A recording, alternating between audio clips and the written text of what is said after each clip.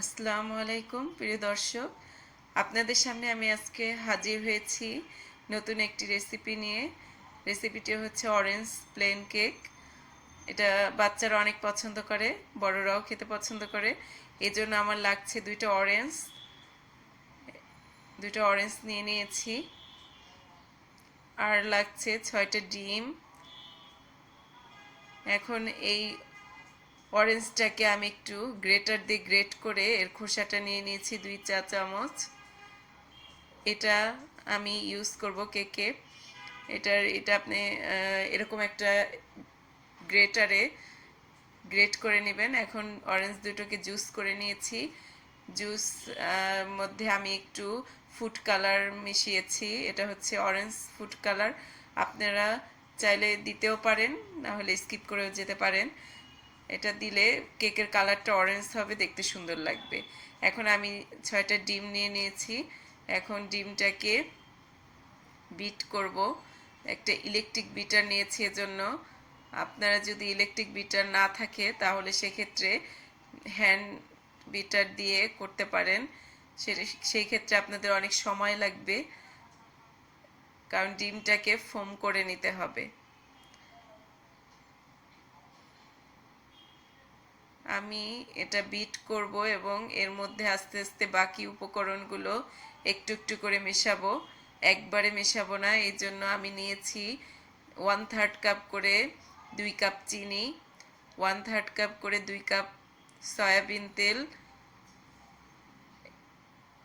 এবং 2 কাপ ময়দা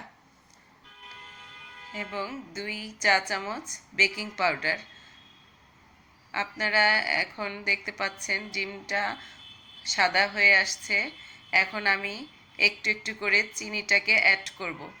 এখানে দর্শক একটা ইম্পর্টেন্ট কথা আছে, আপনারা চিনিটাকে একবারে ঢেলে দিবেন না, একটু একটু করে মেশাবেন। এতে চিনির যে দানাগুলো থাকে এগুলো ভালোভাবে গলে মিশে যাবে। না হলে আপনাদের এই চিনিগুলো যদি না গলে তাহলে কেকটা কিন্তু ফুলবে না। এজন্য চিনিটা আস্তে আস্তে আমি মেশাচ্ছি।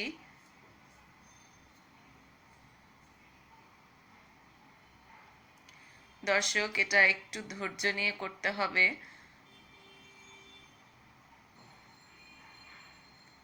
এখন আমি আরেকটু চিনি দিয়ে দিচ্ছি।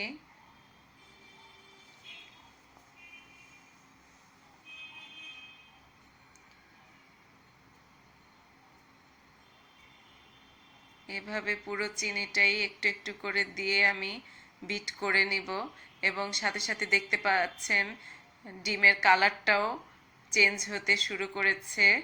এটা যখন পুরোপুরি সাদা হয়ে যাবে তখন ফোমটা পারফেক্ট হয়ে যাবে। এজন্য আমাকে আরও অনেকক্ষণ বিট করতে হবে। চিনিটা পুরোটাই দিয়ে দিলাম।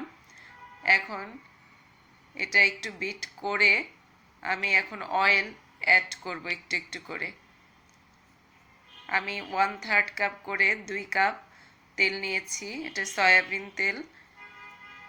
এটাকে আমি এখন একটু একটু করে বিট করব।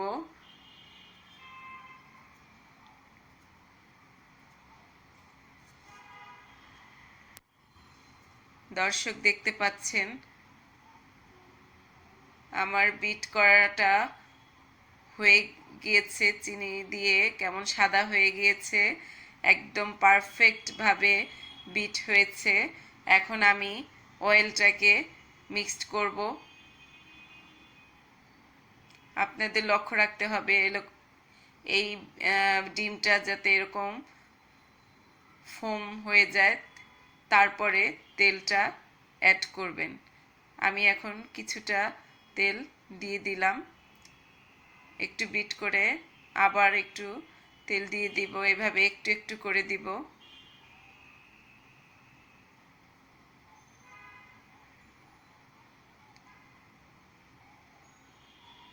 ফোম হয়ে গিয়েছে প্রায়, এখন বাকি অয়েলটুকু দিয়ে দিব।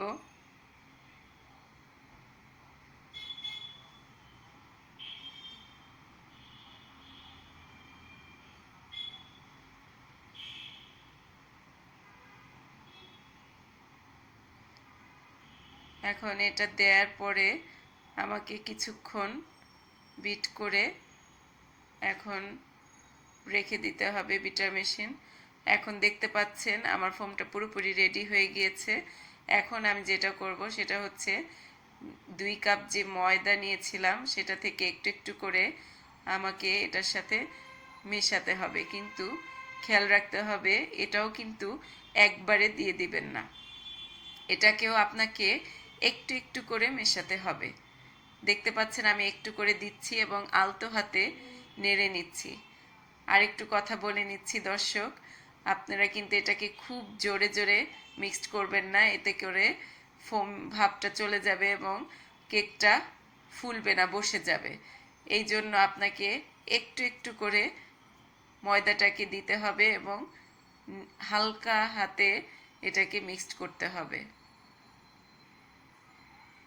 দেখতে পাচ্ছেন আমি চারদিকে ঘুরিয়ে ঘুরিয়ে হালকাভাবে ময়দাটাকে মিশিয়ে নিচ্ছি। এখন আমি একে একে যেই অরেঞ্জের খোসাটা গ্রেট করে রেখেছিলাম সেটাও দিয়ে দিয়েছি এবং অরেঞ্জ জুসটাও মিশিয়ে নিয়েছি এর মধ্যে। দর্শক, আমি 1 চা চামচ অরেঞ্জ ফ্লেভার দিয়েছি এর মধ্যে। আপনাদের যদি অরেঞ্জ ফ্লেভার না থাকে তাহলে ভ্যানিলা ফ্লেভারও দিতে পারেন, কিন্তু অরেঞ্জ কেক যেহেতু অরেঞ্জ ফ্লেভারটা দেওয়াই আমি মনে করি ভালো হবে, তো অরেঞ্জের একটা ফ্লেভার আসবে। দর্শক, আমি একটা জিনিস ভুলে গিয়েছিলাম, সেটা হচ্ছে বেকিং পাউডার। বেকিং পাউডারটা আমি ময়দার সাথে দিতেই বলবো, তবে শেষে দিলেও সমস্যা নেই। আমি 2 চা চামচ বেকিং পাউডার দিয়ে দিলাম। এখন এটাকে একটু একটু করে মিশিয়ে নেব। দেখতে পাচ্ছেন একটু একটু করে মেশাচ্ছি। এটা মেশানো হয়ে গেলে আমার কেকের ডোটা কমপ্লিট হয়ে যাবে।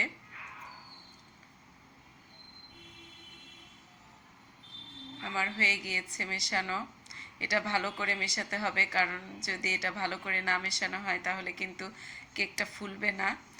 দেখতে পাচ্ছেন এর ঘনত্বটা এরকমই। আপনাদের যদি সব উপকরণ ঠিক মতো দেওয়া হয় তাহলে আশা করি এরকম ঘনত্বই চলে আসবে আপনাদের।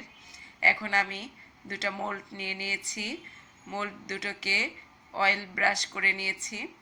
এখন আমি এটাকে মিশ্রণটাকে একটু একটু করে ঢেলে দিব। দেখতে পাচ্ছেন একটা একটু বড়, একটা একটু ছোট। আমার এই মিশ্রণটার জন্য এই 2টা মোল্ডই লাগবে। এটা যেহেতু প্লেন কেক এজন্য আমি লম্বা টাইপের মোল্ড নিয়েছি। ঢেলে দিচ্ছি আমি, পুরো মোল্ডটা ভরে দিব না, একটু ফাঁকা রাখবো। এখন একটু ঝাঁকিয়ে নিচ্ছি যাতে এয়ার বাবল থাকলে সেটা বের হয়ে যায়। এটাকে আমি আজকে ওভেনে বেক করব, এজন্য ওভেনটাকে 5 মিনিটের জন্য প্রিহিট করতে দেব। সবসময় 5 মিনিট প্রিহিট করে নেবেন। আমি এজন্য 180°C সেট করে দিচ্ছি এবং 5 মিনিট দিয়ে দিচ্ছি। আর উপরে নিচে দুইটাই দেয়া আছে। 5 মিনিট হয়ে গিয়েছে। 5 মিনিট পরে আমি এখন ওভেনটা খুলে দেখব আমার প্রিহিট হয়ে গিয়েছে। এখন আমি মোল্ড দুটোকে দিয়ে দিব। আমার ওভেনে 2টা মোল্ডই একসাথে দেয়া যাবে। আপনাদের যদি 2টা মোল্ড একসাথে না দেয়া সম্ভব হয় তাহলে একটা একটা করে করবেন। আমি দুটাকে একসাথে দিয়ে দিচ্ছি।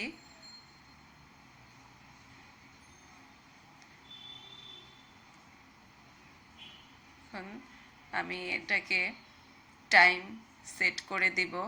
আমার 180°C দেয়া আছে এবং আমি 25 মিনিট দিয়ে দিচ্ছি। 25 মিনিটে যদি না হয় 25 মিনিট পরে আমি চেক করে দেখব একটা কাঠি দিয়ে। যদি মনে করি কাঁচা থেকে যায় তাহলে আমি আরও 5 মিনিট বাড়িয়ে দেব। এটা সবাই এভাবেই করে দেখবেন, 25 মিনিটে করে তারপর চেক করে দেখবেন। আমার 25 মিনিট হয়ে গিয়েছে। 25 মিনিট পরে ফিরে এলাম। দেখতে পাচ্ছেন ভেতরে একটু একটু দেখা যাচ্ছে আমার কেকটা সুন্দর ফুলে গিয়েছে। খুলে দেখাচ্ছি আপনাদের, দেখছেন কত সুন্দর হয়েছে। এখন আমি দর্শক এখানে একটা কথা বলি, আমার আরও 5 মিনিট লেগেছিল, মোট 30 মিনিট লেগেছে।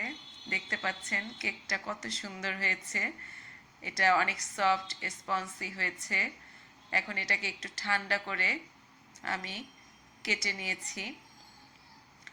দেখতে পাচ্ছেন কালারটা অনেক সুন্দর এসেছে, এটা বাচ্চারা অনেক পছন্দ করবে।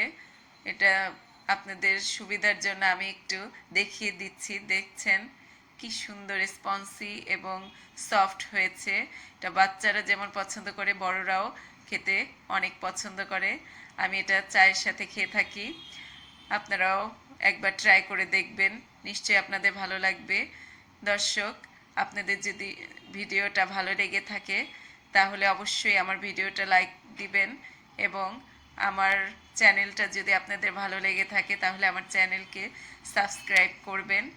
সবাই অনেক ভালো থাকবেন, সুস্থ থাকবেন, এবং আমার জন্য দোয়া করবেন, আমি যেন আরও নতুন নতুন রেসিপি নিয়ে আপনাদের সামনে হাজির হতে পারি। আজকে আপনাদের কাছে দোয়া চেয়ে শেষ করছি। আল্লাহ হাফেজ।